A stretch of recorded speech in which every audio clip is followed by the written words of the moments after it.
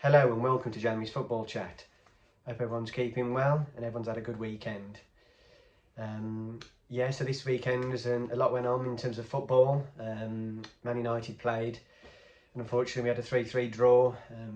Still gutted about that result really. We were 2-0 up obviously at half time, played some really good stuff going forward. Great goal by Cavani, great header. Bruno's goal was absolutely unbelievable, sort of like Cantona, Berbatov-esque. Absolute great goal. And then obviously they got 2 quick goals after half time, and then we got the goal with Scott McTominay header. It was great for I think now he's got 4 goals in the last 4 games at Old Trafford, which is great.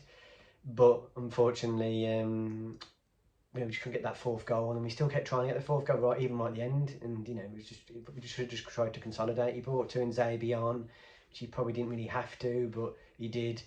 And then all of a sudden, De Gea 94th minute tried to kick it towards to try and get another goal, and he probably just should have just played it through the back and then just passed it across the midfield, but tried to sort of get another goal. It's just a bit of naivety really. And then what had happened then? Yeah, Tuanzebe came on obviously, and he got that challenge. It was really bad tackle, and he didn't need to make it. It was like sort of near the halfway line really.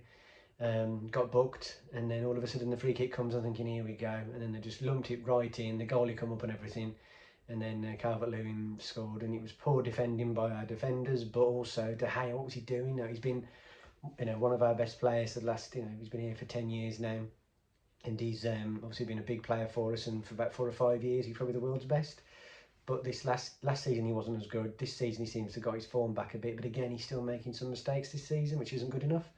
And he should have just if that Schmeichel in goal, he would have made himself big, and he would have saved it. But De Gea didn't seem like he did. He sort of half bothered to do it. So then Calvert-Lewin just scored it past him, and it was a heartbreaker really, 3-3. So we dropped 2 points at home, which wasn't good enough. Everton, I know, were a good side, but it was 2 points dropped to let a last minute goal in. And then obviously then we saw yesterday Man City, Liverpool. Man City won 4-1. So they smashed them really, and Man City missed a penalty as well. So it's a big result for them, and but obviously more points behind now. But we've got to just try and keep going, and even if we get second, it would be an amazing season as long as we could win a cup. So that's the big thing really. But we've just got to keep going. City may even slip over a couple of games with European football coming back as well. But I've heard the news today, and Paul Pogba's out for a couple of weeks. This is a big blow because again he was our player of the month for January, playing really good football. Some of the best that we've seen in a Man United shirt from Paul Pogba, but it's a shame now he's got an injury at an awkward time. Got a lot of games coming up. He was playing well, so that's annoying, but hopefully he'll be back soon. I think I've seen Bailey's going to be back maybe for the FA Cup game. Fingers crossed, because the guy just can't stay fit, and when he does play in a couple of games in a row like he did a couple of weeks ago, he was brilliant. He was one of our best defenders, but we need him playing because he's quick rather than Lindelof and Maguire. They're just too slow, and again they got caught out with pace at the weekend against Everton. So we do need to buy a centre back. I think, in my opinion, a top class centre back in the summer, because Bailey, he's great, but he just can't stay fit.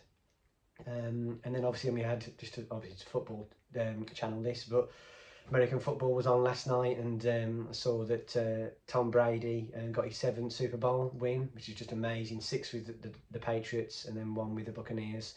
And I think coming into the final, they were the underdogs. Gronkowski's there with him from New England Patriots as well, and they've both just been incredible this season. For the playoffs, Tom Brady's record is just crazy. It's just ridiculous. Getting to the final, and they smashed the Chiefs. Really, their defence was really good. I don't watch it all the time, but I've always taken notice over the years, and Tom Brady is just one of the goats of the sporting world, really. Probably the best NFL player ever, quarterback, and he was incredible again yesterday. And just having that drive, like Ronaldo, and that just keep on going, is amazing, because he won it all at New England. He could have just retired, but he thought, right, I'm going to carry on another club. And the Buccaneers hadn't won it, I think, the Super Bowl since 2003. So he went there, and he's galvanised that team for just his first season and won the Super Bowl. So what an achievement for him. So that was amazing. And obviously the Buccaneers are owned by the Glazers, which are Man United owns. So I'm sure they'll be rolling the money. Hopefully they can give us some money now for a centre back in the summer. But yeah, so it was amazing for Tom Brady, and Gronkowski obviously went there with him after he retired and come back, and he was brilliant as well. But yeah, the final thing to say as well from the games of the weekend was I was lucky enough to go on the radio, BBC WM radio last Friday. I got a message to go on to go on there when they saw my post in Express and Star. So that was really good. I got to talk about my football channel, how I've been doing the videos, what made me do them, and everything like that really about the channel, and what videos I do with football reviews and predictions and whatever.